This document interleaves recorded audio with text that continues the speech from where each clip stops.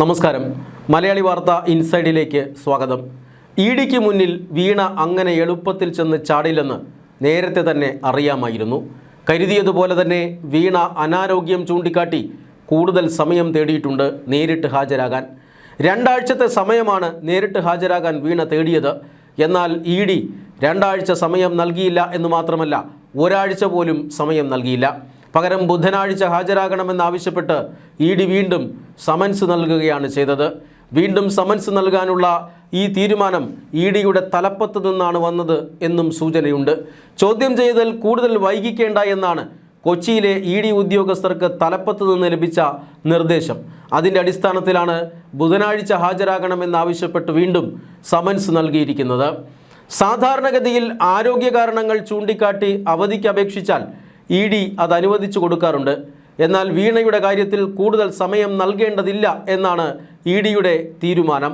2 ആഴ്ച സമയം നൽകണമെന്നും രേഖകൾ അതിനു മുമ്പ് തന്നെ അഭിഭാഷകൻ മുഖേന ഹാജരാക്കാമെന്നുമാണ് വീണ അറിയിച്ചിരുന്നത്. വീണയ്ക്കും CMRL MD ശശിധരൻ കർത്തയ്ക്കുമടക്കം 9 പ്രതികൾക്കാണ് ഇഡി നോട്ടീസ് നൽകിയിരുന്നത്. മറ്റുള്ള പ്രതികൾ ഇന്നു തന്നെ ഹാജരാകുമെന്നാണ് സൂചന. ചോദ്യം ചെയ്യലിന് ശേഷം അറസ്റ്റ് ഭയന്നുകൊണ്ടാണ് വീണ ഹാജരാകാതെ പരമാവധി സമയം നീട്ടാൻ ശ്രമിക്കുന്നത്.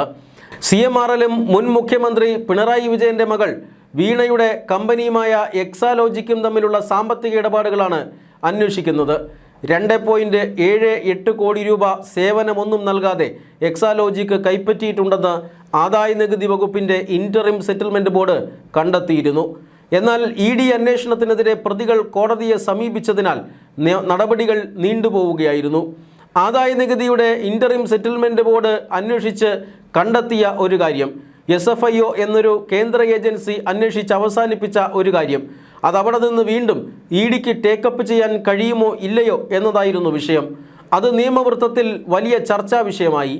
ഈ ചർച്ചാ വിഷയത്തെ ഉപയോഗപ്പെടുത്തിക്കൊണ്ട് ഇഡിയുടെ അന്വേഷണത്തെ പരമാവധി തടഞ്ഞു നിർത്താൻ അന്ന് അധികാരത്തിലുണ്ടായിരുന്ന CPMും പിണറായി വിജയനും ശ്രമിച്ചിരുന്നു എന്ന കാര്യത്തിൽ തർക്കമൊന്നുമില്ല. പിണറായി വിജയന് അധികാരം നഷ്ടപ്പെട്ടതോടുകൂടി ഇഡിക്ക് അനുകൂലമായ ഹൈക്കോടതി വിധി എത്തി. ആ ഹൈക്കോടതി വിധിക്ക് തൊട്ടു പിന്നാലെയാണ് തുടർ നടപടികൾ ആരംഭിച്ചത്. പിണറായി വിജയൻ്റെ തിരുവനന്തപുരത്തെയും കണ്ണൂരിലെയും വസതികളിലടക്കം 12 ഇടങ്ങളിൽ ഇഡി റെയ്ഡ് നടത്തിയിരുന്നു. തിരുവനന്തപുരത്ത് പരിശോധന പൂർത്തിയാക്കി മടങ്ങിയ ഇഡി ഉദ്യോഗസ്ഥർക്ക് നേരെ CPM പ്രവർത്തകർ ആക്രമണം നടത്തിയിരുന്നു. ആക്രമണത്തിൽ ഉദ്യോഗസ്ഥർക്ക് പരിക്കേറ്റിരുന്നു. ഇഡി ഉദ്യോഗസ്ഥർ സഞ്ചരിച്ചിരുന്ന കാറുകൾ CPM പ്രവർത്തകർ പൂർണ്ണമായും തല്ലി തകർത്തു. ഇഡി ഉദ്യോഗസ്ഥർക്ക് നേരെ നടന്ന ആക്രമണത്തിൽ പ്രത്യേക അന്വേഷണ സംഘം അന്വേഷണം നടത്തി വരികയാണ്. കാരണം ഇഡിയുടെ ഉദ്യോഗസ്ഥർക്കും അതുപോലെ തന്നെ കേന്ദ്രസേനാ ഉദ്യോഗസ്ഥർക്കുമെല്ലാം ഈ ആക്രമണത്തിൽ പരിക്കേറ്റിരുന്നു. വധശ്രമത്തിനായിട്ടാണ് കേസെടുത്തിരിക്കുന്നത്. കേസിൽ ഇതുവരെ 26 പേർ പിടിയിലായിട്ടുണ്ട്. എന്നാൽ പിടിയിലായിട്ടുള്ളത് സാധാരണ പ്രവർത്തകർ മാത്രമാണെന്നും ആക്രമണത്തിന് പിന്നിൽ ഗൂഢാലോചനയുണ്ടെന്നും CPM നേതാക്കൾക്കുള്ള പങ്ക് അന്വേഷിക്കണമെന്നും ഇഡി ആവശ്യപ്പെട്ടിരുന്നു. ഇപ്പോൾ കസ്റ്റഡിയിലുള്ളവരെ ചോദ്യം ചെയ്താൽ ഇതുമായി ബന്ധപ്പെട്ട വിവരങ്ങൾ ലഭിക്കുമെന്നും ഇഡി കണക്കുകൂട്ടി. ഇതിൻ്റെ ഭാഗമായിട്ടാണ് അന്വേഷണം പ്രത്യേക അന്വേഷണ സംഘത്തിൻ്റെ കൈകളിലേക്ക് പോയത്. അവർ ഇപ്പോൾ ജയിലിലുള്ള പ്രതികളെയെല്ലാം കസ്റ്റഡിയിൽ വാങ്ങി ചോദ്യം ചെയ്തു കൊണ്ടിരിക്കുകയാണ്.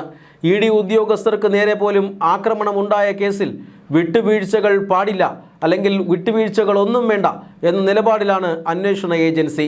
പരിശോധനയിൽ നിർണായക രേഖകൾ ഇഡിക്ക് ലഭിച്ചിരുന്നു. കൂടാതെ വീണയിൽ നിന്ന് പിടിച്ചെടുത്ത മൊബൈൽ ഫോണിൻ്റെ ഫോറൻസിക് പരിശോധനാ റിപ്പോർട്ടും ഇഡിക്ക് ലഭിച്ചിട്ടുണ്ട്. കൂടാതെ SFIO അന്വേഷണ സംഘം 134ഓളം രേഖകളും കൈമാറിയിട്ടുണ്ട്. ഈ രേഖകളുടെ അടിസ്ഥാനത്തിൽ ചോദ്യാവലി തയ്യാറാക്കിയാണ് വീണയടക്കമുള്ള പ്രതികളെ എൻഫോഴ്സ്മെൻറ്റ് ഡയറക്ടറേറ്റ് വരും ദിവസങ്ങളിൽ ചോദ്യം ചെയ്യുക. 2ാം സമൻസും വീണ അവഗണിക്കാനുള്ള സാധ്യത ഏറെയാണ്. അങ്ങനെയാണെങ്കിൽ എന്ത് നടപടി സ്വീകരിക്കണമെന്ന് ഇഡി ഉന്നത ഉദ്യോഗസ്ഥർ തീരുമാനിച്ചിട്ടുണ്ട് എന്നാണ് സൂചന. തമിഴ്നാട്ടിൽ അധികാരത്തിലിരുന്ന മന്ത്രിയടക്കം അനാരോഗ്യം വകവയ്ക്കാതെ പൊക്കിയ ചരിത്രം ഇഡിക്കുണ്ട്. അത് സമീപകാല ചരിത്രമാണെന്നും ഓർക്കണം. വീണയുടെ കേസിൽ ഇഡി ഇതിനോടകം തന്നെ മുറിവേറ്റ സർപ്പമാണ്. നടപടിക്രമങ്ങളിൽ യാതൊരു ഇളവും പ്രതീക്ഷിക്കേണ്ട. ദില്ലിയിൽ നിന്ന് വരുന്ന തീരുമാനങ്ങളെല്ലാം ഇപ്പോൾ വീണയ്ക്കെതിരാവുകയുമാണ്.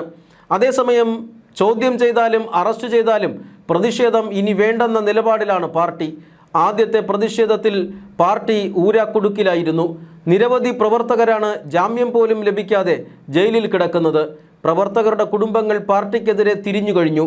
വീണ വിജയൻ പാർട്ടി അംഗമല്ല, പിണറായി വിജയൻ്റെ മകൾ മാത്രമാണ്. നേതാവിൻ്റെ മക്കൾക്ക് വേണ്ടി പ്രവർത്തകർ എന്തിന് രക്തസാക്ഷിയാകണമെന്നാണ് അവർ ചോദിക്കുന്നത്. അതുകൊണ്ട് തന്നെ വീണ വിജയനെ അറസ്റ്റ് ചെയ്താലും പ്രതിഷേധത്തിന് ആഹ്വാനം ഉണ്ടാകില്ല. കള്ളപ്പണ ഇടപാട് നടന്നിട്ടുണ്ടോ എന്ന് കോടതി തീരുമാനിക്കട്ടെ എന്നായി പാർട്ടിയുടെ ഇപ്പോഴത്തെ നിലപാട്. നേരത്തെ കോടിയേരി ബാലകൃഷ്ണൻ്റെ മകൻ ബിനീഷ് കോടിയേരിക്കെതിരെ ED അന്വേഷണം ഉണ്ടായിരുന്നപ്പോഴും പാർട്ടി ഇടപെട്ടിരുന്നില്ല. ശശിധരൻ കർത്തയുടെ മറ്റൊരു കമ്പനിയിൽ നിന്ന് വായ്പകൾ സ്വീകരിച്ചതുമായി ബന്ധപ്പെട്ട ചോദ്യങ്ങളും വീണ നേരിടേണ്ടി വരും.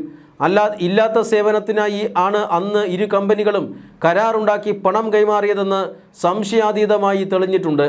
അതേ സേവനത്തിന് മറ്റൊരു കമ്പനിയുമായി ഉണ്ടാക്കിയ കരാർ നിർണായക തെളിവായി മാറുകയായിരുന്നു. ഇങ്ങനെ നേടിയ പണം ഉപയോഗിച്ച് നടത്തിയ നിക്ഷേപങ്ങൾ എന്തൊക്കെ എന്നതാവും ED ഇനി വീണയോട് ചോദിക്കുക. അത്തരം നിക്ഷേപങ്ങളെല്ലാം ED കണ്ടുകെട്ടാനുള്ള സാധ്യതയാണുള്ളത്. ഇതിനോടകം തന്നെ കോടിക്കണക്കിന് രൂപയുടെ 242 ബാങ്ക് അക്കൗണ്ടുകൾ മരവിപ്പിച്ചു കഴിഞ്ഞു എൻഫോഴ്സ്മെന്റ് ഡയറക്ടറേറ്റ്. ചോദ്യം ചെയ്യൽ പൂർത്തിയാക്കി സ്വത്തുക്കൾ മരവിപ്പിച്ച് കേസ് ഉടൻ വിചാരണയിലേക്ക് എത്തിക്കാനാണ് EDയുടെ ശ്രമം.